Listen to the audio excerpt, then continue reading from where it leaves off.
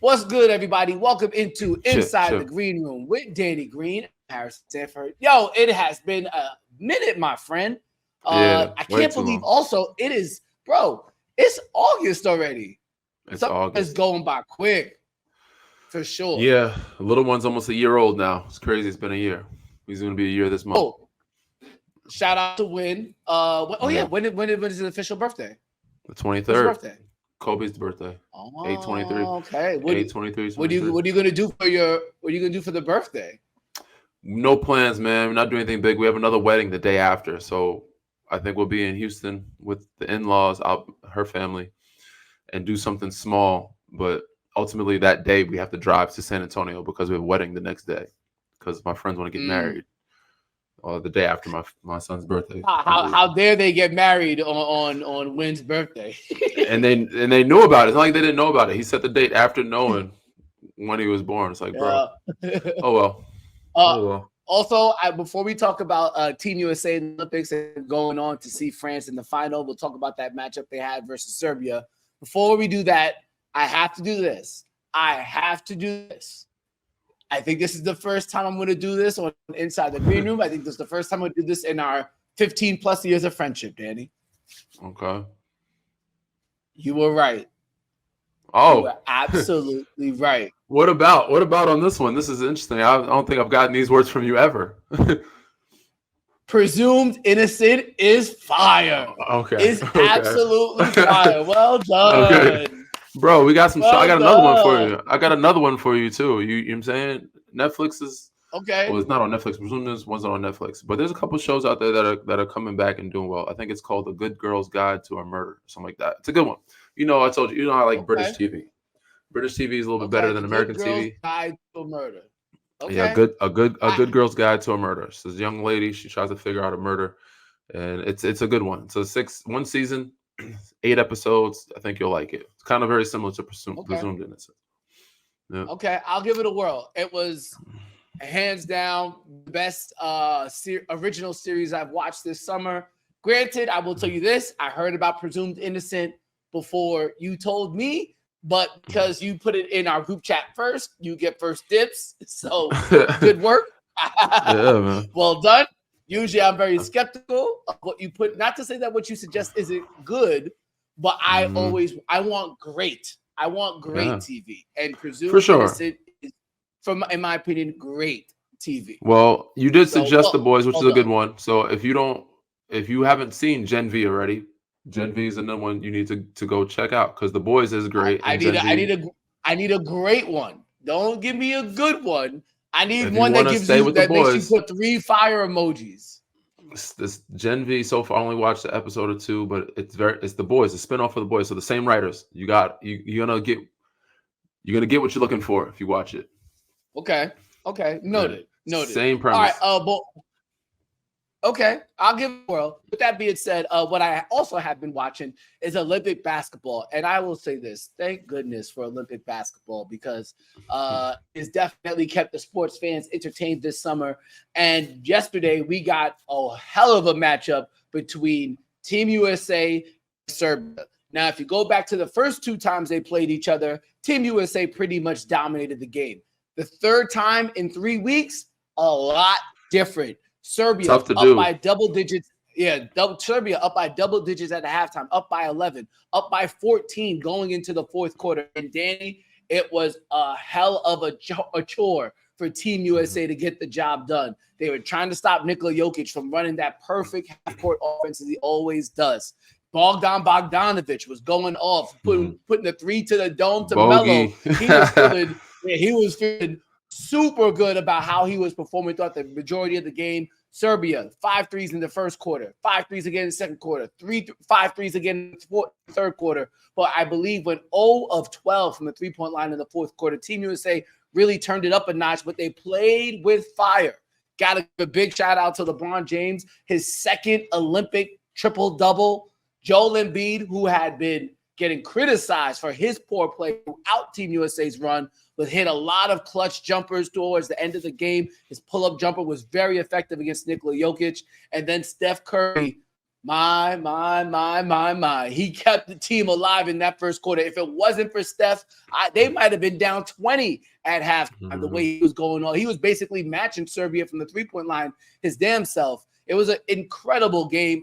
The best watch that I've had. And I think that was my favorite viewing of Team USA basketball in my history of watching Olympic basketball. It was super competitive, and there was a lot of real doubt that Team USA would come back. Some people even said they felt patriotic after it. So many different angles to go at it, Danny. What stood out to you the most?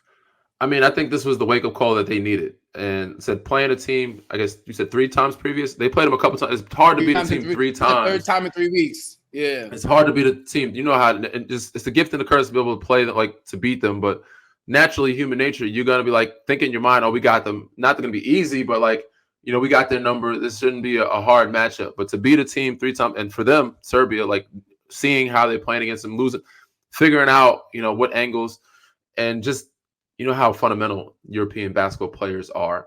You could not cheat. You can't take risks. And they found the loopholes, or they found whatever USA was doing, and how undisciplined they are defensively. And obviously they shot the ball well. But anytime they made a mistake, they made them pay. Anytime they took a gamble, they made them pay. But yes, that's what we need from Joel Embiid coming from here on out, not only in Philly, not only in the USA, but biggest game against France.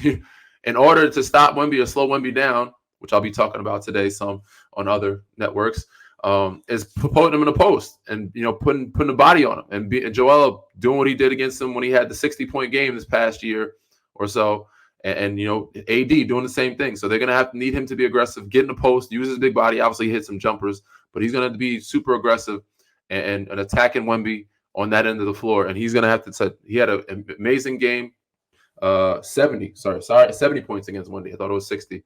But he had an amazing game for them. Obviously, Steph Curry had an amazing game. Bron does what he does. KD, when you got a guy like that down in the clutch, he's going to give you a big bucket down the stretch. And then Steph made his free throws. So all those things came into play. And I love how, even though it was a bunch of superstars, they kind of figured out how to gel and be role players within each other, play to who's hot, play within a system, the chemistry-wise. But ultimately, this was a concerning game, being down 15. And saying people comparing this team to the dream team or the best team that ever come about an Olympics. I don't think the dream team or any other team has been down. Well, there has been some teams, but teams that won and that are considered the best teams in the Olympics been down 15. But this is the wake-up call they needed. They needed this to be, sharper, more disciplined, and learn from these mistakes. Luckily, they got it within a win, because most mistakes and most learning sessions happen in losses. So, yeah, Serbia is just unbelievable, man. They're really good, obviously. If the Yugoslavian nation ever broke up, there might be some real trouble in the USA. Yeah, I would say, we'll start. I'll start with Embiid. Yeah, he has not looked good so far, and I think, he hadn't looked good through the exhibition games, and I think he was really dead set, Danny.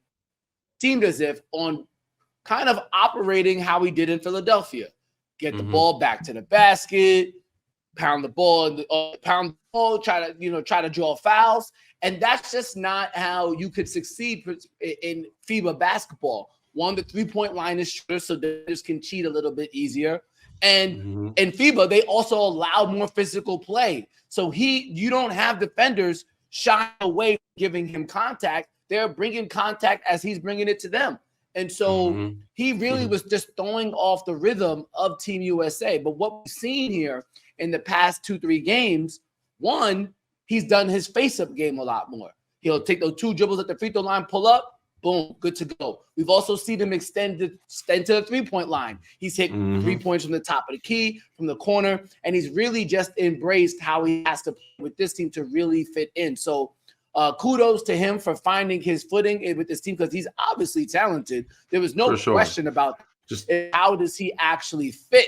And he's going to be huge going forward, because Anthony Davis and Bam Adebayo, while they're great defenders, they don't have the stretch ability at the 5 like Joel Embiid does. And I think he really, when he plays his stretch game, when he plays with his stretch game, he really completes what could be a perfect offense. When you have a 5 that go inside and outside, that's, for me, that's the ideal center in this modern day NBA or this modern day basketball rather yet. So kudos to him. He found his footing. I would say this too, Danny, and let's talk about this just for a moment. I have never seen Joel Embiid so enthusiastic, so excited to play basketball. So the whole group, man. I'm loving the energy from the whole group, even the bench, the sideline, even the guys that aren't playing many minutes. They're very full on and cheering for their teammates and representing our country. They want to win for our country, so it's good to see him. Be not his normal self, but his energetic, childlike self from back in the day. He's making quicker moves, like you said. He's getting in the post. He's not pounding it and holding it. He's found a good rhythm for himself to be effective, but also have fun with it, and also cheer his teammates on the same. He's found to be kind of a role player. You know what I'm saying? He's found a way. It's hard for superstars to be a role player in certain offenses or systems, and every one of these guys have to. And ultimately, that was the biggest concern for me to start this. But we have a lot of great, talented players. Can they play together? Can they figure it out? Because you need role players. You need more Drew Holidays. You need more Derek Whites. You need those type of guys, glue guys, around. And you have a bunch of superstars. They're all used to having the ball and shooting the ball. It's a tough system to operate in. Yeah, for sure, especially with limited practice time. I would say, one would think that this type of experience will, be a positive influence for Joel Embiid going forward, particularly as the Sixers try to go to the playoffs and get past the second round for the first time in what I think is essentially 2 decades. We'll see how it kind of trickles out. But I will say this before I want to talk about Steph and LeBron real quick. Before we do that, and I want to say this, and I know I'm going to sound like an old man. I know I'm going to sound like get off of my lawn type of guy, but I got to keep it real and I got to be authentic on how I feel. I know France is not happy with him.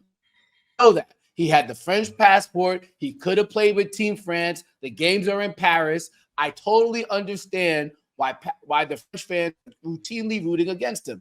And I'm totally cool with Joel Embiid embracing the troll, the villain role, and basically cheering on the fans, basically begging them to boo him. This is a showmanship type of game. Basketball is a game of showmanship, particularly when you're that great at it. So I don't have any issue with him interacting with the fans. However, let's go and keep it real. It would not be me going to a foreign country and telling the fans with physical gestures, suck it. I just, I'm saying? I get it. Like, it's cool in America, you know what I'm saying? But I would not be going it's dangerous to a foreign over there. country with not even just that, Danny. Not even just that. To troll them. He's trolling a lot of fans. And you know how I've played over there. I've been fortunate enough to play in a lot of different spaces. And I don't know if you've seen the game, watching him play over there, but the rules are very different. Obviously, they have security, they have protection in USA and Olympic, but I've played.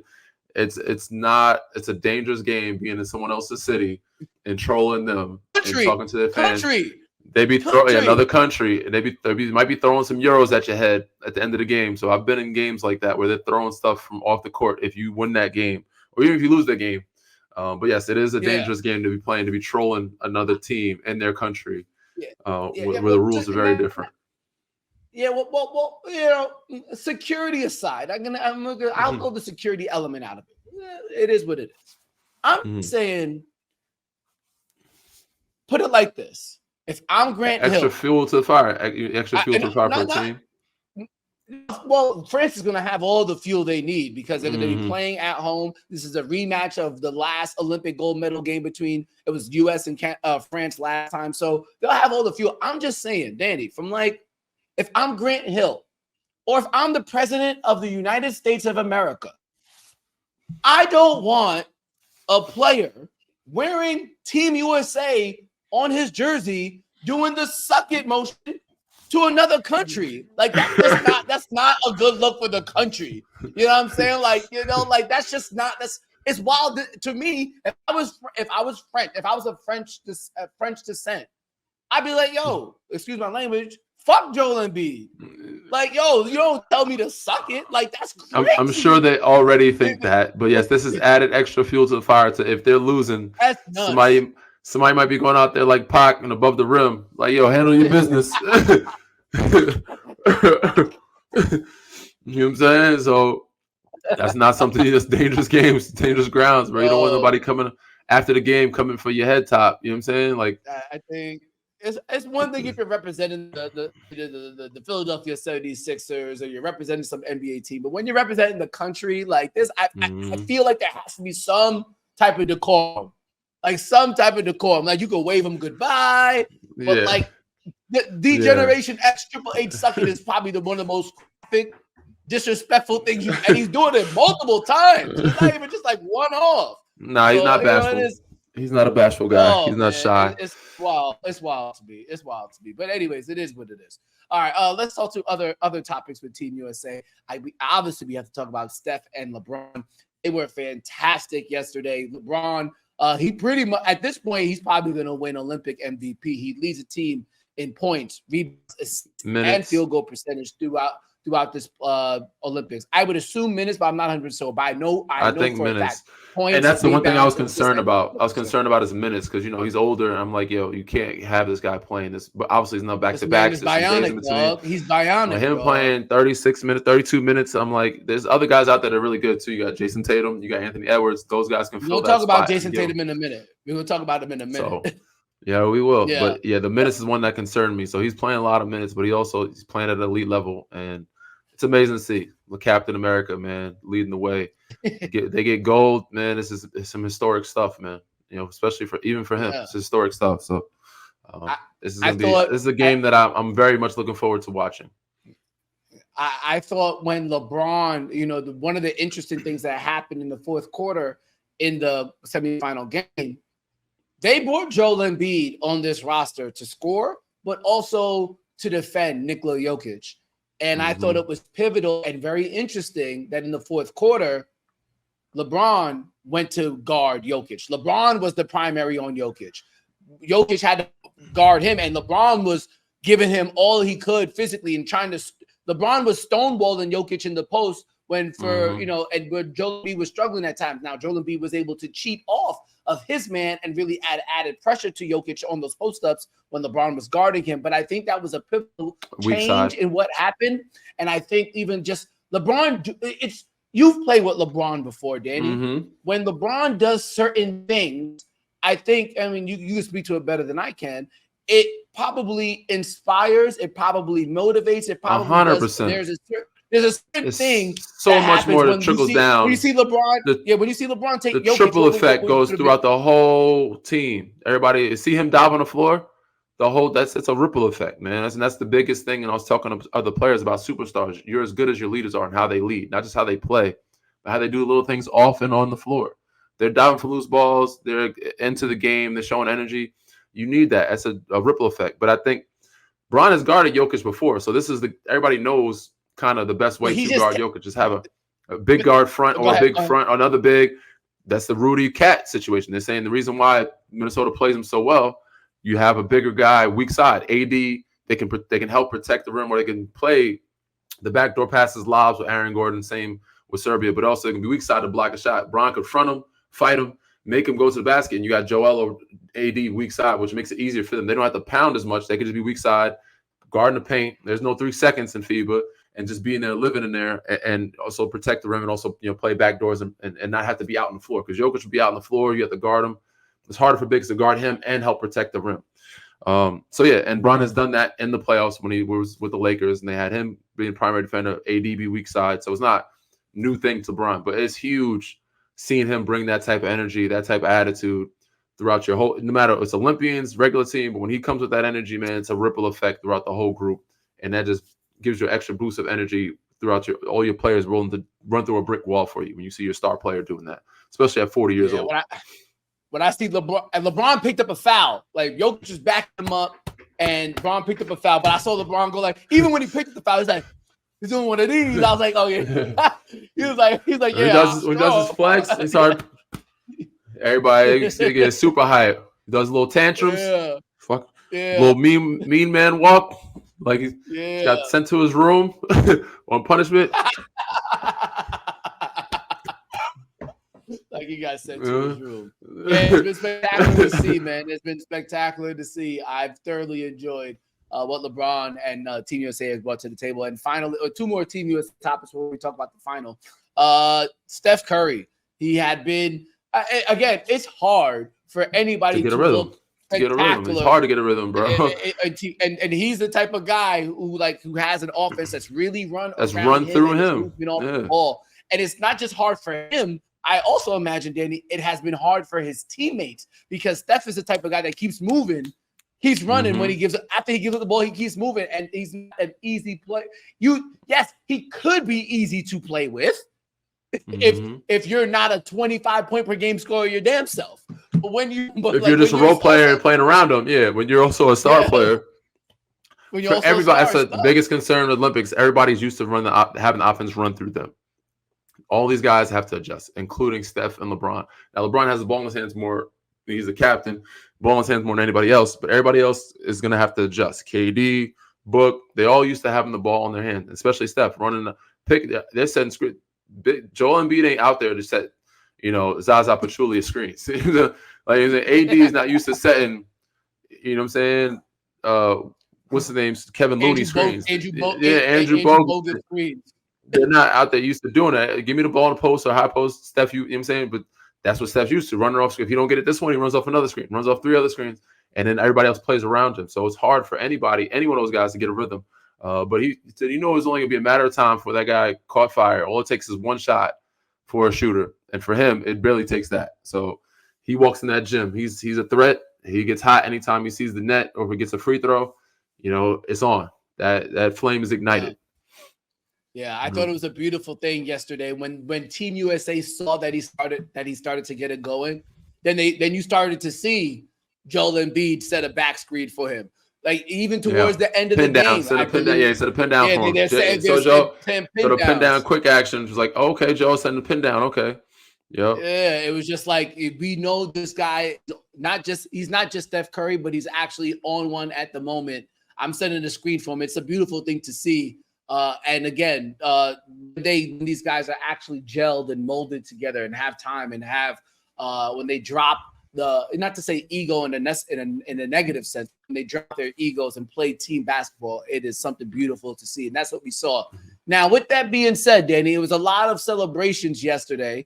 So you got to give a shout out to Kevin Durant, who played well towards the end of the game. That big jumper towards the end of the game.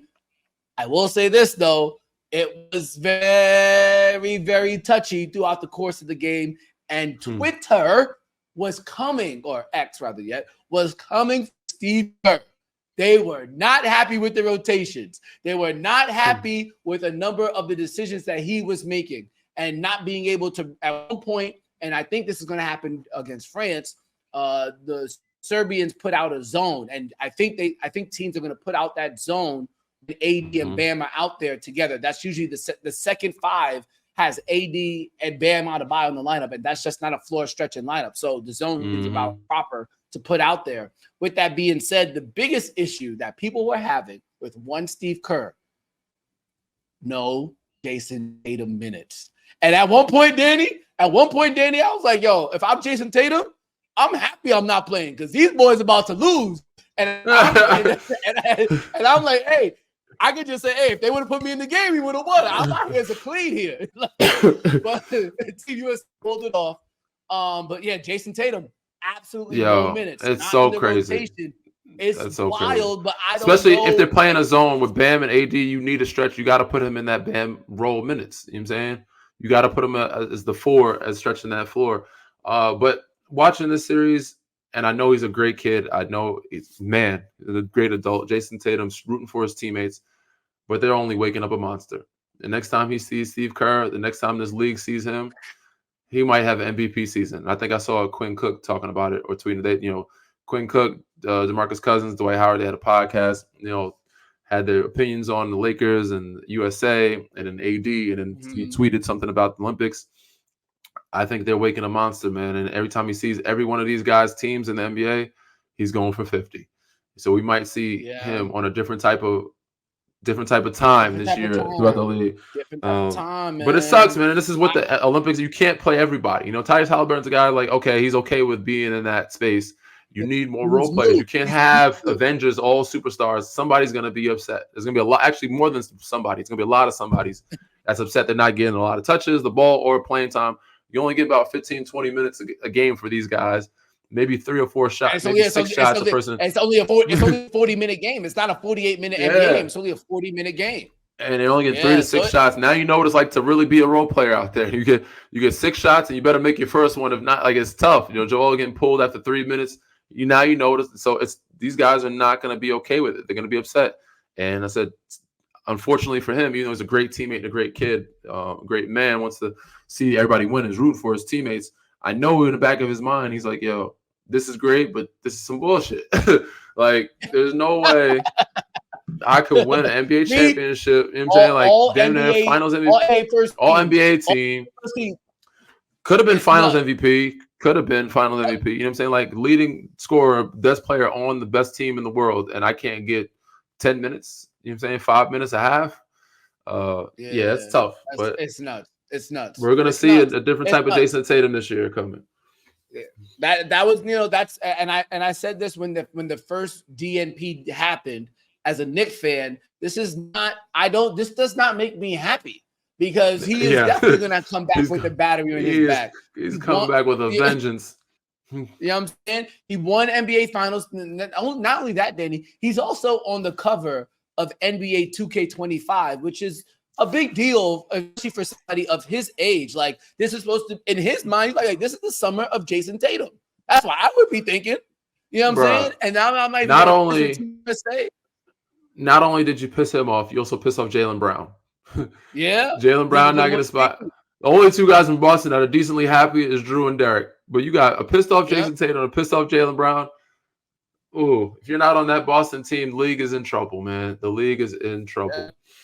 League is in trouble, man. I can't. It's weird because I struggle to. I think you're right though. That is when teams see AD and Bam. Yes, they are imposing. Their defensive abilities is tremendous for sure. Their ability to play the pick and roll together, still defend the rim, got to be commended. But that does allow other teams to go to the zone defense. So maybe there's a way where Steve Kerr says, "Hey, I don't want to play 2 bigs." And I go with more of a traditional 4 out, 1 in when Joel Embiid goes to the bench and I decide to use one of my bigs. Maybe that's what they do. Who knows? All I know is I am worried. If I am an NBA fan of any other team but not the Celtics, I am worried about the wrath that Jayson Tatum might play with next season. He's way too talented not to find minutes, but that just seems to be what happened. With that being though, Danny, let's look ahead to the championship game. And I think the same kind of theory kind of rolls over. We've seen here where France was essentially on the brink of not even making it to the elimination stage of the Olympics. But the way that they played coming out of their last game, I think it was a point differential situation. They were able to get in, and they've played so much better ever since they've gotten to the quarterfinals. They lost their pool play game against Canada. They came back and won. They lost their pool play game against Germany, but then they won in the elimination game. The biggest difference that we're seeing, Rudy Gobert is not even in the rotation anymore. And it's wild to see. Man. It's wild to even think of, because I remember at one point, almost a year ago, we were thinking if Joel Embiid was going to take the USA, it was going to take his French nationality into the Olympics. We were thinking, France could start Wemby at the 3, Joel at the 4, and Gobert at the 5. We thought that was a legit possibility. And the French coach, which actually Kenny Atkinson is actually on that staff. Not he's not the leading coach. He's on that staff. They've elected to just take Rudy Gobert out of the actual equation. Wemby is getting the start at the 5, and now they're allowed to play a more spaced out game, and it's allowing players like Cordier, Fournier to really get better, to play better in the pick and roll game. And we're also seeing too, Danny, and he had a brief stint in the NBA. Yabusele was going crazy in the post. He was absolutely dominating. He's not 7'2" like Rudy Gobert, but him and Lesor, they just have touch in the paint. They can finish with both hands. They have Rudy Gobert, as great as a defensive fundamental. Player is, let's keep it they're real. fundamental, and they're good. Rudy Gobert does not have good hands. Yeah, he's So not good. for He's not good France, offensively for you. He's not good offensively for you. Yeah, no, no, unless it's a and you dunk already or a have Wemby. lob. Yeah, and you already Yeah. have Wemby protecting the rim. So it feels as if when they put Rudy Gobert out there, they're not getting the interior scoring, and they're not getting any stretch ability. And they have a good defender. They have good defenders out there. So it's an interesting decision by Team France to not elect to take him out the rotation. And now comes the championship game, though, Danny. And now, what does France do? Because you could make sure Lesor is the first big man off the bench. When I saw Lesor, or I've watched Lesor the past 2 days, he feels like a DeJuan Blair, just like super like scoring in the paint, but not big. Same thing kind of with Yabusele, but Yabusele has a good motor and can put the ball on the ground. But now going against Team USA, Joel Embiid in there and LeBron around, like it feels like you might need a protector like Rudy Gobert. And obviously, and also too defensively, you don't want when he is too important to Team France to have him as a primary defender on Joel Embiid. Because if I'm Joel Embiid, this is the game where I can actually go for foul baiting. This is the game where if I foul bait and I get if I get Wemby out of there, we're winning gold easy. So it's an interesting matchup. Just give your thoughts on the Gobert situation and how in the entire matchup between the two teams. It's tough because I know he's losing confidence, and obviously there was different reports that were put out. One is that he said he had something with his finger, and then the coach said it was just matchups. Obviously, this is a coaching play, and I'm glad I'm not in a position. You got to make the adjustment. It's a coaching adjustment. So the adjustment is if things are working without him, you obviously got to try that and keep that going. But if things are not working, and you got guys on that rim or protect the rim, and they bullying Wemby down there, AD and Joel has done in this past season, which I expect them to do. You're going to need that two big man front like they do in Minnesota with Rudy and Wemby at the same time to help protect the paint. And I think that's where, obviously Team USA shot really well from three last game, and they have shot well for most of it, but they're not shooting, I don't think, a ton of them. But a lot of their scoring is in the paint at the rim. So if you want to protect that and help your team win, you're going to need that guy in that paint there. Even if it's using his fouls, you're going to need to try to use his fouls against Joel, AD, whatever it is. But you're going to need him at some point. That's the coaching adjustment that we're probably going to have to see if things aren't going well when they said they don't use him. It also depends on how USA attacks. I assume USA is going to attack Wemby in the post and try to get him in foul trouble. But I think, you're going to need that backup protection and have, Rudy there to at least take off some of the weight, some of the fouls, whatever it is, to give them some extra minutes and give Wemby some type of breather, Yeah, no, it's going to be interesting to see how it all plays out because even though, you could say, okay, Rudy Gobert is tall enough to be a presence on the boards with Bam Adebayo and with Anthony Davis, but then there's also, we've seen it multitude of times.